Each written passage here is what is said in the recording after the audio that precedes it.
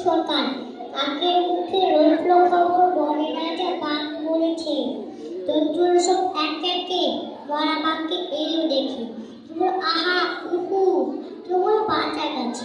ফরিদপুর বলল সবাই বাঘ করছে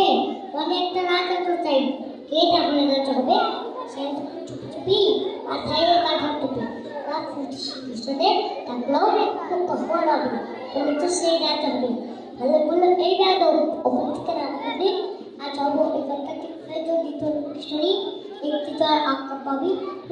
ভুলে যাবি বাঘ একটু ভালো কাছি বাঘের পর আমার যাবি দেখলে বললো ভালোই আছো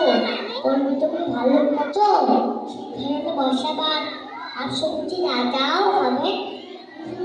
আমি হলাম বাঘের পিসি আমার দাবি কমপ্লেক্সে আমার রাজা করতে হবে আর না বললো হাসাস না পিসি কোথায় লিখবে এটা এলিরুম পিসি বসাই আমরা কোথায় চাইলে তবে আমার রাজা করতে হবে আদর বললো ওরে হাই না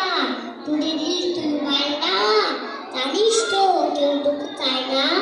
ভাগা দিয়ে লিখতে চলিস রাজা হবি তুইও বলিস আমি বানর অর্ধেক দর অত বেশি বুদ্ধিজীবী আমার রাজা করতে হবে সবাইকে বলে দিবি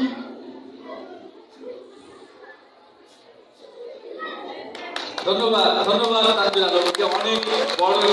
কবিতা আবৃত্তি শোনালো ছোট্ট বন্ধু তানভীর আলম। এবারে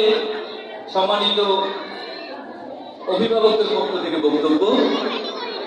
বক্তব্য দেওয়ার জন্য